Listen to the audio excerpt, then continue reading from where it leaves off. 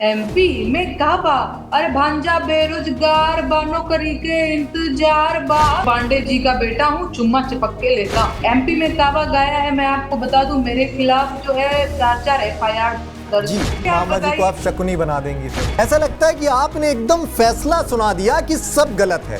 Funding जो है विपक्षियों की ओर से नेहा सिंह राठौर को भी हो रही है। प्रियंक जी, मुझे मेरे इवेंट्स कैंसिल करा दिए जाते। तुम कांग्रेस की भारत जोड़ो यात्रा में गई थी, क्यों गई थी? और ठीक है, मुझे वो मंच चाहिए अपनी बात कहने के लिए। आपको तो अपनी वंदना सुननी है, आदत लग चुकी है आपको इन चाटुकारों से अपनी आरती सुनने की। नेगेटिव पब्लिसिटी के आधार पर ही नेहा लोकप्रिय होना चाहती हैं। एमपी में पीएम आवास योजना है, लाडली बहन योजना है, लाडली लक्ष्मी योजना है, कन्यादान योजना है, अपराधियों पर बुलडोजर की कार्रवाई हुई और प्रदेश में तमाम सड़कें बनी और युवाओं को रोजगार मिला। आपने सवाल पूछा काबा, उन्होंने बता दिया ईबा। एक सियासी लीडर की तरह बात करने लगी हैं नेहा सिंह राठौर। लहंगा उठा दे रिमोट से और फटाफट खोल के दिखाओ, साइकिलिया वाली सटा के देह में जाली, बेबी बियर पी के नाचे लगली छमक छमक छम। विपक्ष की ओर से आपको एक बड़ी फंडिंग हो रही है, खूब खरीद होती चुनाव सरकार को। और जब इतना अच्छा नेहा बोलती हैं, हर मुद्दों पर मुखर रहती हैं, तो क्यों नहीं किसी पॉलिटिकल पार्टी के बैनर तले सदन में जाती हैं, वहां अपनी आवाज बुलंद करती हैं और जनहित में काम करती हैं। लोकगीत क्या सिर्फ विरोध का आधार ही होना चाहिए? अब देखिए क्या है ना प्रियंक जी, कि बजरंग की छाती तो है नहीं कि सीना चीर के मैं दिखा दूं। तो नेहा सिंह राठौर, जिन्हें आजकल उनके लाखों समर्थक और विरोधी काबा गर्ल नाम से भी जानने लगे हैं, वो एक बार फिर खूब बज़ क्रिएट कर रही हैं अपने ब्रांड न्यू लोकगीत के जरिए। एमपी में काबा लेकर आई हैं और एज ऑलवेज उनका एक बड़े समर्थन के साथ खूब विरोध भी कर रहा है एक बड़ा तबका। टीवी 9 के साथ आज लाइव मौजूद हैं अपने विरोध में उठ रहे तमाम सवालों के बेबाकी से जवाब के लिए। बहुत स्वागत नेहा जी टीवी 9 पर आपका। शुक्रिया प्रियंक जी।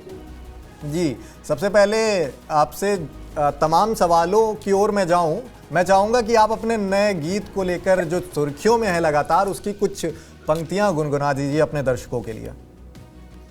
बिल्कुल, मैं सुना देती हूँ। अरे एमपी वाले मामा जी के करतूत निराला बा, एमपी वाले मामा जी के करतूत निराला बा। अरे महाकाल, अरे पटवारी, ये जी पेंशन व्यापम घोटाला बा काबा। एमपी में काबा, अरे भांजा बेरोजगार बा, नौकरी के इंतजार बा। 16 माह से सड़क पर बैठल एमपी के होनहार बा काबा। एमपी में काबा, अरे लाडली बहना शिक्षा मांगे मांगे रोजगार बाबा की 1000 के कौड़ी बाटत मामा के परिवार बा काबा। एमपी में काबा, अरे कर्जा में सरकार बा, बढ़ल भ्रष्टाचार बा। आदिवासी के सिर पे लटकत मामा के तलवार बा। अरे भाजपा के नेतवा त झाड़त रुआब बा, आदिवासी के कपार पे करत पेशाब बा काबा। अरे एगो मामा कंस रहले, दूसर मामा शकुनी रहले, कलयुग में तीसराई ममवा के अवतार बा काबा। ए मामा एमपी में काबा। जी, बहुत खूब। एक कला के तौर पे इसका स्वागत किया जाना चाहिए। लेकिन आप गाना निकालती हैं, प्रसिद्धि तो खूब मिलती है, लेकिन एक बड़ा तबका आपके विरोध में भी आ जाता है। इस बार कितने विरोध का सामना कर रही हैं नेहा जी? नहीं, विरोध का तो अब आदत सा पड़ गया है। जब मैंने बिहार में काबा गाया था, यूपी में काबा गाया था, तो फिर मुझे नोटिस मिला था। अभी एमपी में काबा गाया है, मैं आपको बता दूं मेरे खिलाफ जो है 4 FIR दर्ज हुए हैं। और वो एक कार्टून को लेकर के दर्ज हुए हैं जो मैंने एक शेयर किया था, जो जिसमें मैंने मतलब उस कार्टून में ये दिख रहा है कि आदिवासी के ऊपर जो है एक व्यक्ति जो है सन की टाइप का वो पेशाब कर रहा है। उस कार्टून को शेयर किया तो पहले सीधी के हबीबगंज में मेरे खिलाफ FIR दर्ज हुआ, फिर इंदौर में, फिर छतरपुर में, अभी 2-4 दिन पहले सिंगरौली में भी दर्ज हुआ है। कुछ लोग कह रहे हैं कि राजगढ़ में भी हुआ है, पता नहीं। मुझे लगता है कि जितने जिले होंगे एमपी में, सारे जिलों में मेरे खिलाफ FIR दर्ज करने में लगे हुए हैं ये लोग। तो बहुत विरोध का सामना मुझे शुरू के दिन से ही, जब से मैं बेरोजगारी के गीत, मैंने पहला गीत जो लिखा था गाया था, सॉरी वो बेरोजगारी का गीत नहीं था, दूसरा गीत था, लेकिन जब से मैंने बेरोजगारी के गीत गाना शुरू किए हैं जी तब से ये चीजें का सामना जी करना ठीक है, आपके व्यक्तिगत मत का सम्मान करते हुए इस लोकगीत का स्वागत बनता है, पर सीएम शिवराज को जिन्हों लोग मामा कहकर पुकारते हैं, उनकी तुलना अभी आपने उस गाने की पुनरावृत्ति की, तो कंस और शकुनी जैसी उपाधियों से उनकी तुलना कर देना, जनप्रतिनिधि हैं वो, चुन कर आए हैं जनता की ओर से, क्या ये आपको उनका अपमान नहीं लगता? सबसे पहली चीज कि मैंने कहीं भी शिवराज जी का नाम तो नहीं लिया है। और मामा की रही बात, तो भैया आप ही मामा नहीं हो, मेरे भी 4 मामा हैं और सबके मामा तो सवाल सरकार से है नेहा जी, सवाल तो आपका सरकार से है, एमपी की सरकार से। एग्जैक्टली मेरा सवाल सरकार से है, लेकिन जब आप ये कह रहे हैं कि उनको आप कंस बोल रही हैं, शकुनी बोल रही हैं, तो मेरा इस पे ये कहना है कि भाई मैंने उनका नाम कहाँ लिया है। तो नेहा जी, आप कानून से बचने के लिए ये बात कर रही हैं। कानूनी दांव पेच अब नेहा जी सीख गई हैं। अरे नहीं, नहीं, बड़े नहीं, वकील से उन्होंने टिप्स ले लिए हैं पिछली बार जब बिहार में काबा आया। नहीं नहीं नहीं प्रियंक जी, ऐसी बात नहीं। आप दूसरी चीज आपने उन वकील के साथ लाइव भी आई थी और उनसे एक बड़ा आपने टिप्स बड़े ले लिए हैं अलग अलग, तो आप अब बहुत बच बच के खेलना चाहती हैं। अरे नहीं प्रियंक जी, ऐसा नहीं है। लेकिन एक और चीज है, लोगों ने कहा कि भाई तुमने ऐसा बोल दिया। मैंने कहा भाई देखो, अगर इस तरीके से देखा जाए तो मैं भी तो एक प्यारी सी भांजी हूँ, लाडली भांजी हूँ। बताइए, लाडली भांजी के ऊपर 4 एफआईआर अगर मामा दर्ज करेंगे तो हम मामा को कंस नहीं तो क्या कहेंगे आप मामा जी को बताइए। आप शकुनी बना देंगी फिर। देखिए, अगर मैं लाडली भांजा हूँ ना, जैसे लाडली बहनें हैं वैसे मैं भी लाडली भांजा हूँ, भांजी हूँ। अब भांजी के ऊपर अगर मामा एफआईआर दर्ज करी हन तो भांजी तक कहबे ना करे कि तू मामा नहीं खा मारा है, तू कंस बड़ा। ठीक है, ठीक। नहीं, आप खुद सोचिए, आप खुद सोचिए, इतनी प्यारी सी बच्ची हूं मैं और मेरे ऊपर मामा जी ने 4 एफआईआर दर्ज कर दिए। प्यारी सी बच्ची आप इतनी ज्यादा हैं कि हर सरकार की आप मतलब खिलाफत इतनी मुखर तरीके से करती हैं कि चूल्हे हिल जाते हैं। अरे मैं क्या बोलूं, मेरे प्यारा बच्चा हूं मैं। अच्छा, और भाजपा की महिला मोर्चा आजकल आपके खिलाफ है इस वक्तव्य को लेके, उनका कहना है सख्त से सख्त कार्रवाई हो नेहा जी के खिलाफ, क्या कुछ कहना चाहिए? अरे उनका कहना तो उनका बस चले तो मुझे चौराहे पे फांसी दिलवा दे, उनके कहने का क्या आप कर रहे हैं? वो मेरे पुतले फूंक रही हैं, तो उनके लिए वो आप नेहा प्यारी बच्ची सिंह नहीं है मतलब? एग्जैक्टली मैं वही कह रही हूँ। चाचियों से मैं यही कहना चाहूंगी कि ठीक है चाचियां, विरोध प्रदर्शन बड़ी अच्छी चीज है, लोकतंत्र में होना ही चाहिए। ऐसा नहीं है कि सिर्फ मेरे को अधिकार है कि मैं किसी की आलोचना करूं, आप भी मेरी आलोचना करो, खूब आलोचना करो। मुझे बिल्कुल मैं इस चीज को नहीं कहती हूँ कि नहीं नहीं आप कैसे कर सकते हो।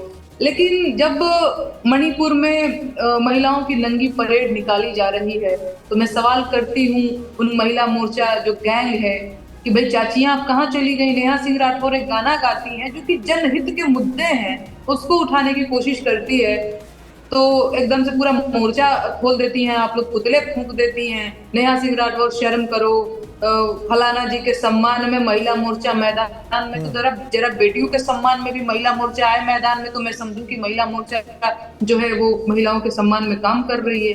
कि ये सेलेक्टिव कैसे अप्रोच है आपकी कि नहीं नेहा सिंह राठौर के पुतले फूकेंगी लेकिन मणिपुर में आप कुछ नहीं बोलेंगी? तो ये चीजें मुझे थोड़ा सा लगता है कि ये क्यों हो रहा है, सेलेक्टिवली ये अप्रोच ठीक बात नहीं है। ठीक है, आपका गाना बहुत ज़्यादा वायरल है, सुन ही रहे हैं सभी। मैं चाहता हूं कि थोड़ा सरलीकरण करके आप बताएं क्या क्या शिकायतें हैं आपको एमपी सरकार से, जिससे व्यूअर्स नेहा सिंह राठौर के विचारों को और अच्छे से समझ सकें। नहीं नहीं, देखिए कोई भी सरकार, कई बार मुझसे लोग कहते हैं ये चीज की अच्छा भी काम कर रही है। मेरा इस पे कहना ये रहता है प्रियंक जी कि कोई भी सरकार, चाहे वो मामा की सरकार हो, बाबा की सरकार हो, चच्चा भतीजा किसी की भी सरकार हो, कोई भी सरकार कभी भी पूरी तरीके से सफल या विफल नहीं होती है। मैं ये बिल्कुल नहीं कह रही हूँ कि मामा ने कुछ काम नहीं किए होंगे ये वो। अरे जनता ने अगर वोट दिया है, भरोसा किया है तो वो एक अलग चीज है ही। दूसरी चीज क्या है, एक लोक गायिका होने के नाते मुझे लगता है कि भाई कुछ चीजें, अब जैसे लाडली बहना वाला जो मैंने मुद्दा उठाया है, तो एवं मैंने नहीं उठाया है, मैंने वहां के लोगों से बातचीत की है, वहां के बच्चियों को जो वो खुद कहती है कि भाई हमें नहीं चाहिए 1000 रुपया रेवड़ी, भाई हमें ये कौड़ी नहीं चाहिए, हमें शिक्षा और रोजगार चाहिए। और जो ये महाकाल घोटाला या पटवारी घोटाला को लेकर के अभी बच्चे प्रदर्शन कर रहे हैं, जगह जगह पे धरना दे रहे हैं कि नहीं भाई ये जो घोटाला हुआ है इसको, और ये सारी चीजें, तो बहुत सारे बच्चे जो एमपी के हैं वो दिल्ली में मुखर्जी नगर में सिविल सर्विसेज की तैयारी करते हैं, वो मेरे दोस्त भी हैं, मैंने उनसे बात किया है और जो भी मुझे लगा और उनसे भी मैंने बात की और जो मेरी अपनी रिसर्च है तो वो मैंने गाने में पिरोने की कोशिश की है। अब जी चाहे वो भाजपा के नेतवा तो झाड़त रुआ बाबा आदिवासी के कपार पे करत पेशाबा, कई बात तो जी वहां के लोग ये मुझसे कह रहे हैं, लोग मतलब मैं सरकारों की बात कर रही हूँ, वहां की जो सरकार है वो सरकार के जो मंत्री हैं वो ये कह रहे हैं कि तुम एमपी को जानती कितना हो, तुम एमपी में आई हो, तुम जानती भी हो। मैंने कहा यार जब मैं एक वीडियो देख रही हूँ कि आदिवासी के कपार पे पेशाब किया जा रहा है उसके लिए मुझे एमपी आने की जरूरत नहीं है। मणिपुर में अगर 2 महिलाओं की नंगी परेड निकाली जा रही है तो उसके लिए मुझे मणिपुर जाने की जरूरत नहीं है। और सोशल मीडिया का जमाना बड़ा मतलब अलग जमाना आ गया, उसके लिए आपको कहीं जाने की जरूरत नहीं है, आपके फोन में वो सारी चीजें मिल जाएंगी। मुझे उम्मीद है बहुत सारे लोग नहीं गए होंगे मणिपुर, लेकिन वीडियो तो सबने देखा ना, आदिवासी के सिर पे जो पेशाब करने का वीडियो, क्या सभी लोग एमपी गए थे क्या? लेकिन वीडियो तो देखा ना, नेहा जी, इसलिए एमपी जाने सवाल की जरूरत नहीं है। जी सवाल बस यहीं से खड़े होने लगते हैं कि आपने सीधी पेशाब कांड हो गया, रोजगार का मुद्दा हो गया, सरकार पर लदे कर्ज का भी आपने जिक्र किया गाने के जरिए, पर पेंशन घोटाला, ऐसे तमाम आपके गानों में कहीं सांकेतिक तौर पर उनका विरोध दिखता है, तमाम अव्यवस्थाओं का आप जिक्र करती हैं अपने लोकगीत के जरिए। लेकिन गीत अगर कोई पहली नज़र में सुनेगा तो वो थोड़ा जजमेंटल लगने लगता है, ऐसा लगता है कि आपने एकदम फैसला सुना दिया कि सब गलत है। क्या सब कुछ गलत ही लगता है आपको? ये बड़ा नैरेटिव सेट होने लगता है आपके विरोधियों की ओर से। देखिए इससे मेरा ये कहना है, सबसे पहले चीज कि मैं कोई सोशल एक्टिविस्ट नहीं हूँ, मैं किसी पार्टी की कार्यकर्ता या प्रवक्ता के तौर पे नहीं बैठी हूँ यहाँ पे आपसे बात करने के लिए, मैं एक लोक गायिका की हैसियत से बैठी हूँ। मैं लेकिन सवाल आपने सरकार पर उठाए हैं। एग्जैक्टली मैं वही बता रही हूँ आपको, मैं गीत लिखती और गाती हूँ जी। ये एक ऐसा दौर आ गया है प्रियांक जी, जहाँ बहुत सारे मतलब ढेर सारे लोग जो हैं, ढेर सारे कवि जो हैं वो दरबारी बनने की होड़ में लगे हुए हैं। बिल्कुल ठीक है, आप किसी भी अभी लोक गायिका को, लोक गायक को उठा करके दिखा दीजिए जो सरकार से सवाल पूछ रहा है, वो सरकार के प्रोजेक्ट्स गिना रहे हैं कि सरकार ने ये किया, वो किया, ये किया, वो किया। अगर मेरे अलावा एक दो और मुझे लगता है कि लोग होंगे जो सच में सरकार की आलोचना कर रहे हैं या सरकार से सवाल पूछ रहे हैं। बहुत सारे लोग जो हैं, अब मैं नाम किसी का नहीं लूंगी, कोई लंदन में इवेंट कर रहा है तो कोई कुल्लू मनाली में अपना इवेंट सफल है, फेसबुक पे लिख रहा है कि आज का इवेंट यहाँ सफल हुआ, आज हमने इस मंत्री जी का आशीर्वाद लिया, कल हम उस मंत्री जी का आशीर्वाद लेंगे। आप समझ रहे हैं? तो ऐसे में बहुत जरूरी होता है, खाली ये है कि बड़े बड़े प्रोजेक्ट के थ्रू इनको बुलाया जाता है, इवेंट कराया जाता है, ढेर सारी इनकी फंडिंग होती है, फिर ये अपनी कला के माध्यम से जो भी इनका तरीका है बताते हैं कि सरकार की ये योजना है, इसने ये कर दिया, थैंक यू बोल दो, देख लो यही तो सरकार अब जो है वो ये बचाएगी, ये करेगी, ये सारी चीजें जो भी है। तो बहुत सारे लोग जब एक ही काम कर रहे हैं तो उस टाइम पे जरूरी हो जाता है और मैं अपनी जिम्मेदारी से भाग नहीं सकती। ठीक है, आपने जिम्मेदारी की बात कही। हाँ जी, आपने जिम्मेदारी की बात कही और एक इवेंट मैनेजमेंट की बात कही, दो बड़ी बातें हैं ये। आपके विरोधी ये कहते हैं कि इवेंट मैनेजमेंट तो नेहा सिंह राठौर जी का भी है और विरोधियों की ओर से उन्हें फंडिंग हो रही है। ऐसे आपको सोशल मीडिया में अपने खिलाफ आपकी नज़र खुद पड़ी होगी तमाम पोस्ट पर, तो जो इवेंट मैनेजमेंट और नैरेटिव सेट करने की बात आती है वो दोनों तबकों की ओर होती है। सब अपना काम कर रहे हैं, लोकगीत वो भी गा रहे हैं, लोकगीत आप भी गा रही हैं, और इस आरोप पर आप अपनी प्रतिक्रिया दें जब इस तरह की बातें होती हैं कि फंडिंग जो है विपक्षियों की ओर से नेहा सिंह राठौर को भी हो रही है। ठीक है, तो इस पे मेरा ये कहना है कि आज तक आपने एक या दो के अलावा कहीं भी मुझे आप इवेंट्स में नहीं देखेंगे, कहीं भी आप मुझे 2.5-3 सालों से काम करते हुए हो गया, मुझे बुलाया ही नहीं जाता है। पिछली बार भी जब मैंने आपसे बात की थी तो मैंने बताया था प्रियांक जी मुझे मेरे इवेंट्स कैंसिल करा दिए जाते हैं, बुलाया ही नहीं जाता है। एक या दो मतलब उंगली पे मैं गिन के बता सकती हूँ कि एक बार मैं यहाँ गई थी, एक बार मैं यहाँ गई, तो मुझे बुलाया नहीं जाता है। ठीक है, मुझे तो इवेंट्स में बुलाया ही नहीं जाता। कई बार लोग कहते हैं कि तुम कांग्रेस की भारत जोड़ो यात्रा में गई थी, क्यों गई थी? मैं कहती हूँ कि मुझे जो बुलाएगा मैं जरूर जाऊंगी। नहीं नहीं, मैं बता देती हूँ भाई, भाजपा वाले मुझे क्यों नहीं बुलाते हैं? वो भी बुलाए। मैं बेरोजगारी के गीत गाती हूँ ना, आप क्यों आप नहीं मुझे उनकी बुलाते? खिलाफत करती रहेंगी तो कैसे आपको याद करेंगे?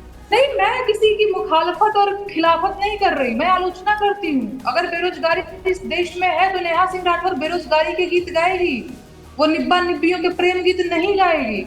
जी और मैं ये बात हमेशा से मैंने कंफर्म किया कि मैं नहीं गाऊंगी। और क्यों नहीं, भाजपा का सरकारों का बहुत बड़ा इवेंट्स होता है ना, क्यों नहीं ये लोग मुझे बुलाते हैं? मतलब मैं भीख नहीं मांग रही कि मुझे इवेंट्स दे दो, मुझे बुला दो। पर मेरा ये कहना है कि आप मुझे नहीं बुलाते हैं क्योंकि आप डरते हैं, क्योंकि आपको लगता है कि ये तो बेरोजगारी के गीत गा देगी, ये तो महंगाई के गीत गा देगी, ये तो मणिपुर में जो हिंसा हो रही है, मणिपुर में जो महिलाओं की नंगी परेड निकाली जा रही जी। है, ये तो उस पर भी गीत गा देगी। तो हमारी सरकार की तो बड़ी भर्त्सना हो जाएगी भैया। आप मुझे बुलाते नहीं हो। कोई भी अगर मुझे प्रेम से बुलाएगा, न्योता देगा, मैं क्यों नहीं जाऊंगी? और ठीक है, मुझे वो मंच चाहिए अपनी बात कहने के लिए। जी। नहीं प्रिया जी, मेरी बात कंप्लीट हो जाने दे। हाँ जी, हाँ जी, हाँ जी, ये मंच चाहिए अपनी बात करने के लिए। जी। सोशल मीडिया तो एक अच्छा तरीका है, एक अच्छा माध्यम है कि हम ऑनलाइन अपनी बात करें, लेकिन मुझे मंच चाहिए अपनी बात कहने के लिए। वो मंच चाहे कांग्रेस दे, बीजेपी दे, सरकार दे, विपक्ष दे, कोई भी दे, मुझे अपनी बात कहनी है। जी।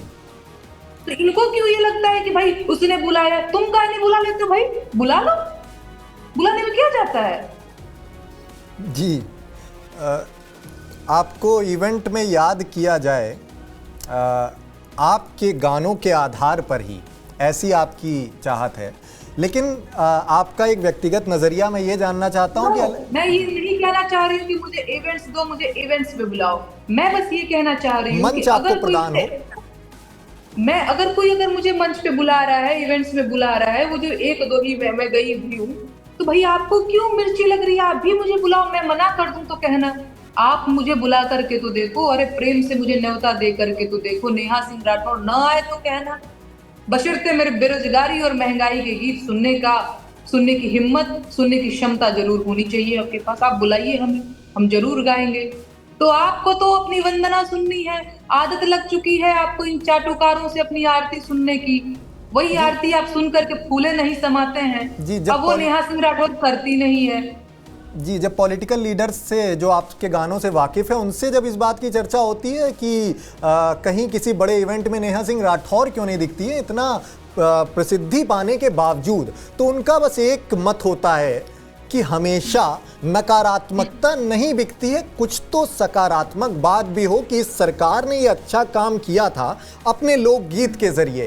क्या सिर्फ नेगेटिव पब्लिसिटी के आधार पर ही नेहा लोकप्रिय होना चाहती हैं, ये उनका नैरेटिव है? सरकारें जो है प्रियांक जी, करोड़ों रुपया खर्च करके एक प्रोजेक्ट के थ्रू अपनी चीजें बताती हैं। सरकारों के पास अपना आईटी सेल है, सरकारों के पास अब तो कहना नहीं चाहिए लेकिन मीडिया मैनेजमेंट भी बहुत ढंग का है। ठीक है, मतलब कह देती हूँ कि उन्हीं की ही मीडिया है, सारा दिन उन्हीं की चीजें चलती रहती हैं, जनता के मुद्दे तो कहीं दिखाई नहीं जी, आपका व्यक्तिगत नजरिया, आप कह सकती हैं ये बात, आपका व्यक्तिगत नजरिया है। हाँ, ये मेरा मेरा ये व्यक्तिगत नजरिया इसलिए है क्योंकि मैं देख रही हूँ मणिपुर में महिलाओं की नंगी परेड निकाल दी जा रही है, लेकिन आप कहीं भी नहीं देख रहे होंगे टीवी चैनल पर सिर्फ सीमा हैदर चल रहा है। टीवी चैनलों पे हिंदू मुसलमान, हिंदुस्तान पाकिस्तान चल रहा है। मैं आपसे ये कहूंगा कि आप टीवी 9 देखना शुरू कीजिए। टीवी 9 में लगातार खबरें चल रही हैं मणिपुर में जो भी हो रहा है। नहीं, और भी बहुत सारे चैनल है ना टीवी 9 के अलावा, आप भी देख रहे होंगे, आपके भी ऑफिस में लगे होंगे और देख पा रहे होंगे कि क्या खबरें चल रही हैं जी। और ये मुझे लगता है कि ये मेरा सिर्फ व्यक्तिगत मत नहीं है, बहुत सारे लोगों का यही मत है कि जो चौथा स्तंभ है वो थोड़ा अपने, उसका जो पिलर है वो थोड़ा सा इसे डगमगा रहा है। खैर, तो ऐसे एंड दूसरी चीज, बचा खुचा जो काम है वो सरकारी कवि, सरकारी कवयित्री, सरकारी गायिकाएं कर दे रही हैं। तो ऐसे में बड़ा जरूरी हो जाता है कि मैं उन मुद्दों को उठाऊं। अगर आपको मुझे नेगेटिव कहना है, अगर बेरोजगारी के गीत गाना नेगेटिव गीत है, तो मुझे लगता है कि हमारे समाज में इस तरीके के नेगेटिव गीत की जरूरत है। अगर मणिपुर में जो चीजें हुई हैं उन महिलाओं के लिए अपनी लोकगीत में जगह देना अगर नेगेटिव चीज है, तो मुझे लगता है कि समाज में ऐसी नेगेटिविटी फैल जानी चाहिए। ये मेरा अपना मानना। ठीक है, आपने कहा कि सरकार बहुत बड़े बड़े इवेंट कराती है लाखों करोड़ों रुपए खर्च करके और उसमें अपना गुणगान और बखान खूब करती है, उसके लिए ज़रूरत नहीं होती है कि नेहा सिंह राठौर को याद किया जाए। लेकिन ये सवाल तो फिर विपक्ष के ऊपर भी आ जाता है कि विपक्ष भी भारत जोड़ो यात्रा जैसे बड़े इवेंट करती कि सरकार ने क्या काम किए क्या नहीं किए, और ज़्यादातर खासकर क्या काम नहीं किए, तो उस जगह नेहा सिंह राठौर की क्या भूमिका रह जाती है फिर? बेरोजगारी के गीत गाने की भूमिका। अगर मैं भारत जोड़ो यात्रा में गई हूं तो एक लाइन दिखा दीजिए जहां पे मैं ये कह रही हूं कि फलाना पार्टी जिंदाबाद या फलाने भैया जिंदाबाद। दरअसल है क्या कि जो विपक्ष के मुद्दे हैं, और एक चीज मैं आपको कंफर्म कर देना चाहती हूँ, जब भी सरकारें विपक्ष में होती हैं तो ये बेरोजगारी की बात करती हैं, ये आम जनता के हित की बात करती हैं। जब सत्ता में चली जाती है, जब पावर आ जाता है, तो ये अपनी गलती मानना छोड़ देती हैं और इनको फिर मुद्दे दिखाई नहीं देते। और यही सच्चाई है, चाहे वो कांग्रेस हो या बीजेपी हो। मैं अगर गई हूँ कहीं भी तो आप देखिए मैंने गीत क्या गाए हैं, मैंने बेरोजगारी के गीत गाए हैं। और अगर कोई भी बेरोजगारों के साथ खड़ा है तो मैं उसके साथ खड़ी हूँ। अगर कांग्रेस बेरोजगारों के साथ खड़ा है मैं उसके साथ खड़ी हूँ। बीजेपी अगर बेरोजगारों के साथ खड़ा है मैं उसके साथ खड़ी हूँ। कोई भी पार्टी अगर जनता के मुद्दे के साथ खड़ा है मैं उसके साथ खड़ी हूँ। और आप मेरे गीत सुनिएगा जरूर, मैं वहां पे किसान गीत गाती हूँ, मैं बेरोजगारी के गीत गाती हूँ। और मैं तो कहती हूँ प्रियांक जी, अभी मैंने 250 से 300 गीत लिखे और गाए होंगे। एक गीत, एक लाइन ऐसा दिखा दीजिएगा आप, या बहुत सारे लोग जुड़े होंगे मुझे ट्रोल करते हुए दिखा दीजिएगा कि इस गीत में तो तुमने इस पार्टी का गुणगान किया। बहुत सारा अब तक मैंने काबा भी गाया है और बहुत सारे गीत गाए हैं, लेकिन आप एक लाइन, मैं तो चैलेंज करती हूँ कि एक लाइन दिखा दीजिएगा जिसमें आम जनता के मुद्दे ना हो करके विपक्ष का या किसी भी पार्टी का गुणगान हो, या फलाने भैया को वोट दीजिए वाला गान हो, या विपक्षी पार्टी का कोई एजेंडा हो। आप हमको दिखा दीजिएगा। मैंने बेरोजगारी, महंगाई, गरीबी, पलायन, क्योंकि मैं बिहार से आती हूँ, और इन्हीं सारे मुद्दों को, महिला सुरक्षा से रिलेटेड चीजें हो गई, इन्हीं चीजों को मैंने अपने लोकगीतों में जगह दी। और ये मैं चैलेंज कर रही हूँ, आप इसको चैलेंज ही लीजिएगा कि एक लाइन बस आप मुझे दिखा दीजिए। आप मुझे अभी ट्रोल कर सकते हैं कि बताइए इसमें तो तुमने ये बोला है, एक लाइन नहीं मिलेगा आपको। ठीक है, जो अच्छे काम हुए उनका जिक्र आप भले नहीं करेंगी, आपने कहा जो और होना भी चाहिए, जो विरोधी काम है उसके लिए सरकार है, उसके लिए बाकी जी मैं उसी पे आ रहा हूँ। जी मैं उसी पे आ रहा हूँ कि एक नया लोकगीत आया मार्केट में जिसे आपके एमपी में काबा के जवाब के तौर पर लोग देखने लगे हैं। बताया उन्होंने कि एमपी में पीएम आवास योजना है, लाडली बहन योजना है, लाडली लक्ष्मी योजना है, कन्यादान योजना है, अपराधियों पर बुलडोज़र की कार्रवाई हुई, उसकी भी उसने जिक्र किया अपने गानों के ज़रिए, और प्रदेश में तमाम सड़कें बनी और युवाओं को रोज़गार मिले, तमाम उसने अलग आंकड़ेबद्ध तरीके से अपने गीत में जिक्र किया। आपके गीत के जवाब के तौर पर वो लोकगीत वायरल हुआ। क्या कुछ कहना चाहेंगी इस तरह के जब लोकगीत आपके जवाब के तौर पर सामने आते हैं? नहीं, ये तो कोई पहली बार नहीं हुआ है। इन लोगों की, इन दरबारी गायकों की, इन सरकारी गायकों की आदत हो गई है सरकार से मेरे एक सवाल पर ढेर सारा जवाब देने के लिए व्याकुल हो जाते हैं। चाहे वो बिहार में काबा, यूपी में काबा, तो वहाँ के मंत्री, सांसद, विधायक जी लोग भी लगते हैं जवाब देने की, हई बा हो बा। तो ये कोई पहली बार नहीं हुआ है, और अभिव्यक्ति की आजादी सबको है, और जो सरकारी लोग हैं उनको भी है। तो मुझे इससे कोई दिक्कत नहीं है, इट्स ओके, और मुझे कोई दिक्कत नहीं है। गाएं, आपने सवाल पूछा काबा, उन्होंने बता दिया ईबा।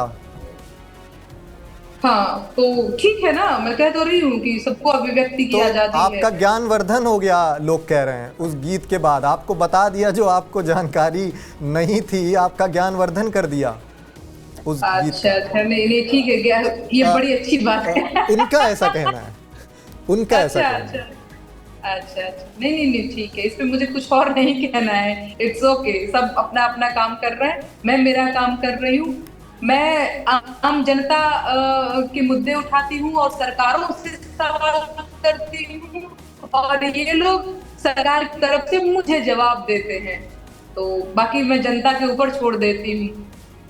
तो ठीक है, कोई दिक्कत नहीं। अलग अलग इंटरव्यूज़ दे के नेहा जी अब काफ़ी डिप्लोमेटिक जवाब भी देना सीख गई हैं। टू द पॉइंट, बात को थोड़ा सा घुमा देना कि ठीक है जैसा चल रहा है, मैं कोई रिएक्शन नहीं देना चाहती। एक सियासी लीडर की तरह बात करने लगी हैं नेहा सिंह राठौर, तो ऐसे में अरे लोग ये भैया भी मतलब नहीं नहीं, बिल्कुल नहीं, मैं एक लोक गायिका की तरह ही बात कर रही हूँ। अब ऐसे में लोग ये भी सवाल पूछने लगेंगे फिर कि क्या किसी सियासी पद की चाहत तो नहीं है नेहा जी को? नहीं, मुझे कोई चाहत नहीं है, मुझे बिल्कुल कोई चाहत नहीं है। मैं भोजपुरी के लिए काम कर रही हूँ और मैं चाहती हूँ कि ये लहंगा उठा दे रिमोट से और फटाफट खोल के दिखाओ, साइकिलिया वाली सटा के देह में जाली, बेबी जी बियर पी के नाचे लगली छमक छमक छम। इन सब चीजों से हमारी जो भोजपुरी है वो ऊपर उठे और कम से कम हमारी भोजपुरी में लोगों को पता चले कि इतनी सशक्त भाषा है कि इसमें हम बेरोजगारी के गीत लिख सकते हैं, महंगाई के गीत लिख सकते हैं और सरकारों से सवाल पूछ सकते हैं। तो मैं वो काम कर रही हूँ और मुझे लगता है कि मैं ठीक काम कर रही हूँ, या ठीक नहीं कर रही हूँ तो भी मैं एक जरूरी काम कर रही हूँ और मुझे यही करना है। मुझे कोई पॉलिटिक्स में नहीं आने की दिलचस्पी है, मुझे गीत लिखना और गाना है।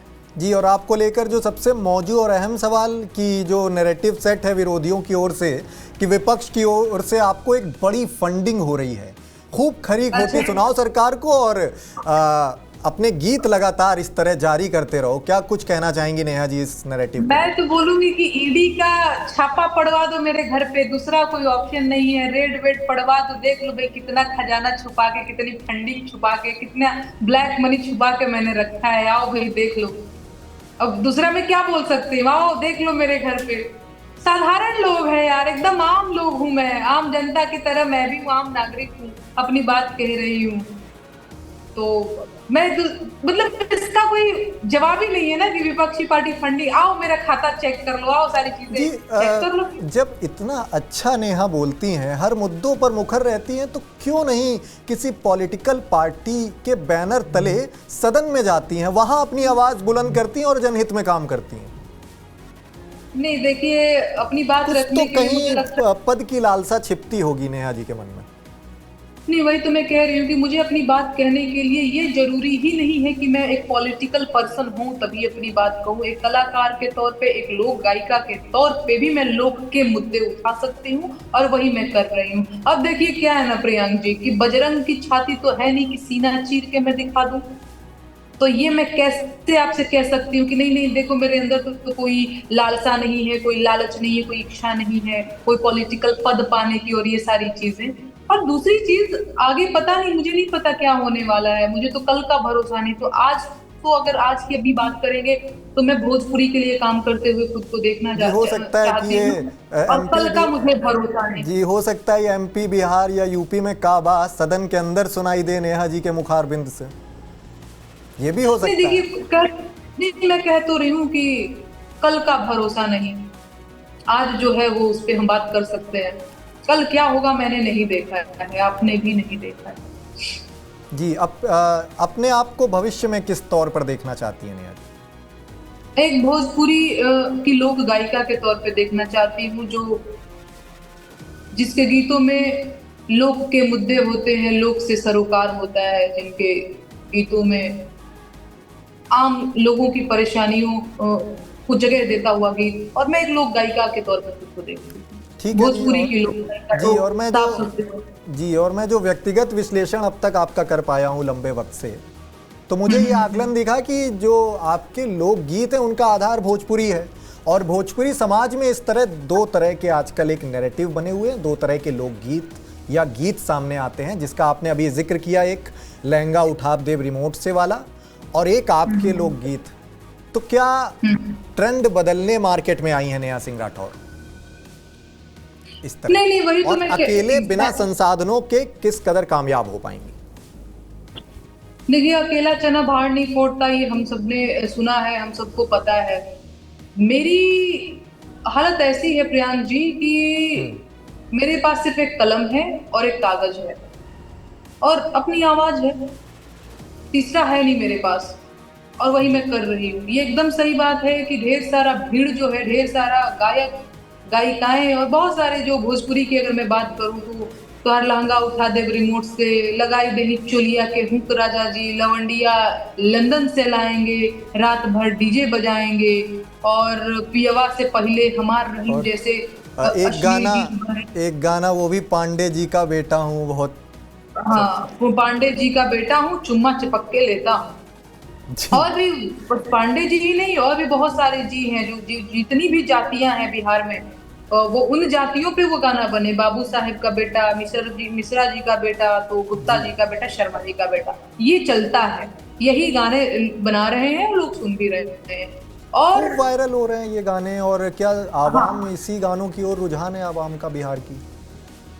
नहीं मतलब मेरा तो एक कहना जरूर है कि भाई अगर आप सुन नहीं रहे हैं ना, तो ये लोग बना, ये एकदम मुझे भी लगता है कि भाई एक तरफ से अगर जनता बहिष्कार करना शुरू कर देगी, देखिए कुछ जिम्मेदारी हम जनता को भी लेनी पड़ेगी। बात अब वही हो गई ना कि भाई कुछ जिम्मेदारी तो आपको महसूस करनी ही पड़ेगी कि ये लोग हमारे समाज को क्या दिशा दे रहे हैं और हमारे समाज पे इसका असर क्या पड़ रहा है। असर ये है कि हमको याद है प्रियांक जी, हम जब साइकिल से जाते थे कोचिंग करने, तो बगल से हमारे साइकिल से गुजरता हुआ लड़का टॉन्ट मारता था, छेड़ते हुए गीत गाता था कि बड़ घर के लड़की है बिगड़ल बुझाली साइकिलिया वाली, सटा के देह में जाली साइकिलिया वाली, ये जी डबल चोटी वाली तो के टांग ले जाए। हम लोग स्कूल के दिनों में जी डबल जी चोटी बांधते थे, जी है ना, वो रिबन और फीता लगा करके, जी, तो बहुत ये डबल चर्चित चोटी वाली लोग। तो जी, पूर्वांचल का बहुत चर्चित हाँ है।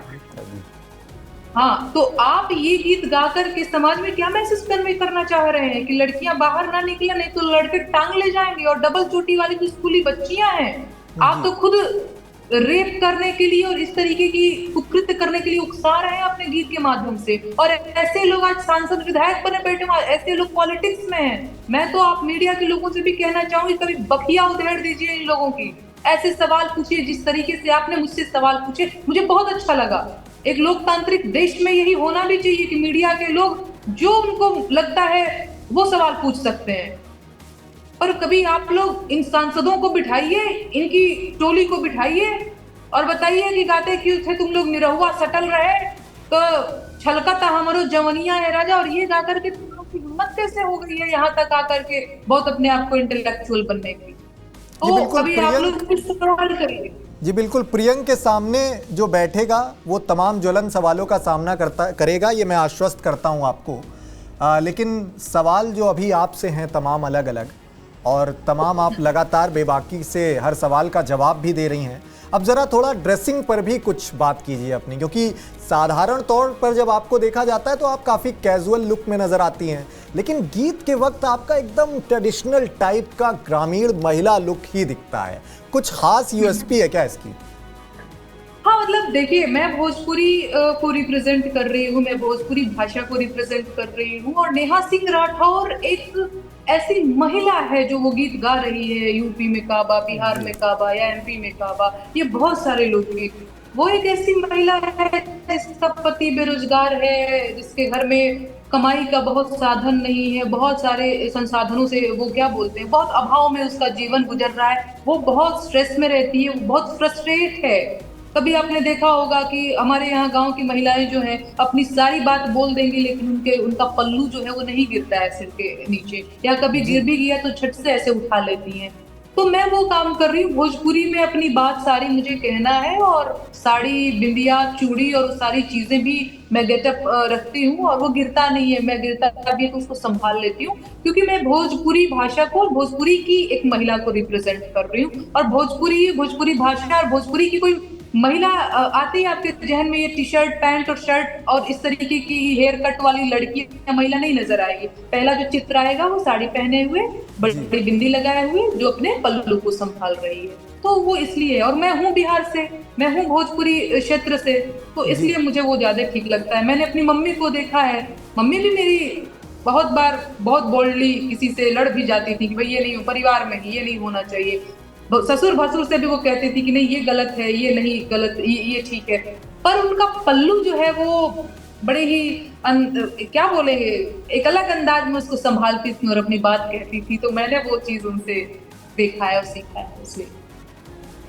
जी बहुत शुक्रिया।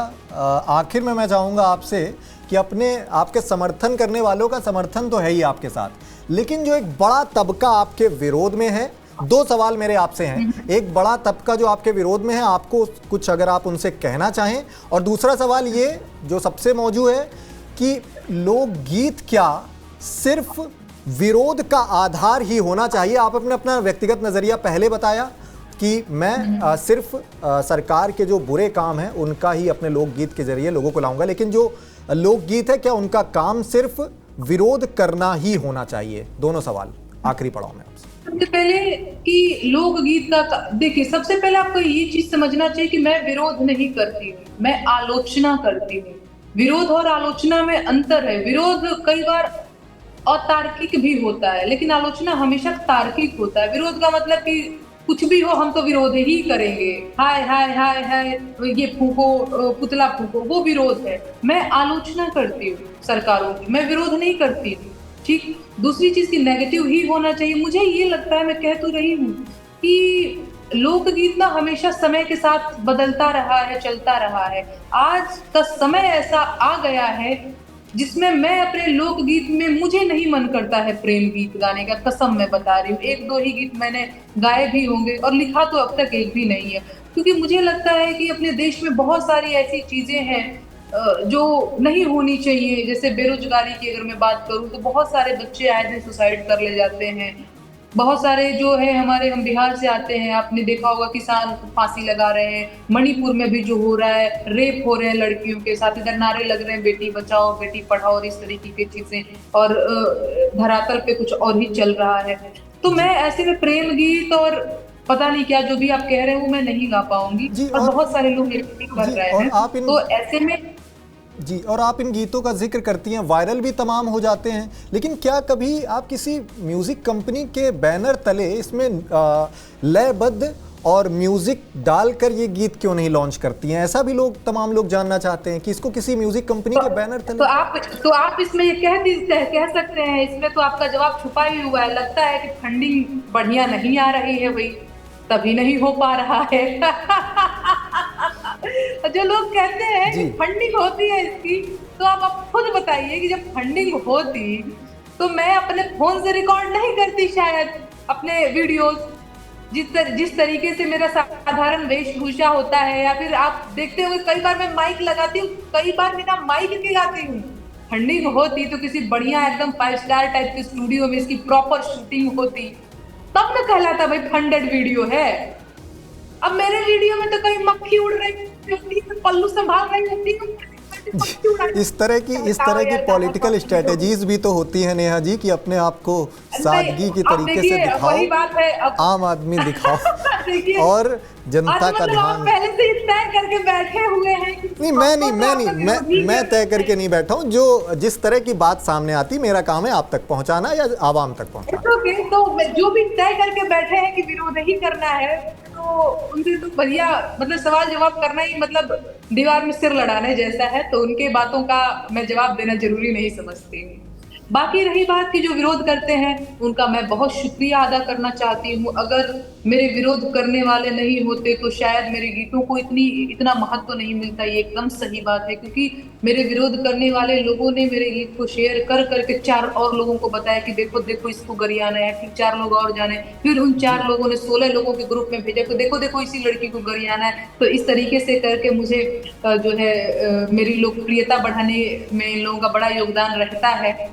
मैं बहुत शुक्रिया अदा करना चाहती हूँ। अगर मेरे विरोध करने वाले नहीं होते तो प्रियंक जी शायद मैं इतनी स्ट्रांग नहीं होती और इतना बोल्डली अपनी बात नहीं कह पाती, क्योंकि मैं इनकी चीजों को चुनौती की तरह लेती हूँ और मुझे लगता है कि आप मुझे डरा नहीं सकते। आप मुझे 4 FIR दर्ज करा के पुलिस दरोगा भेज करके आप मुझे डरा नहीं सकते। तो ये जो विरोध है मुझे जिंदा होने का एहसास दिलाते हैं, और मुझे बहुत अच्छा लगता है जब मुझे 4 लोग गाली लिखते हैं तो लगता है अरे यार हम तो जिंदा हैं, हमारी सांसें चल रही है, हमको 4 गाली पड़ रही है। ठीक, बहुत शुक्रिया नेहा जी TV9 से बात करने के लिए। TV9 की आशा आपसे यही कि आप यूं ही लोक गीतों के जरिए अपने समाज हित का काम करते रहें। मैं प्रियंक वाजपेयी, शुक्रिया, नमस्कार।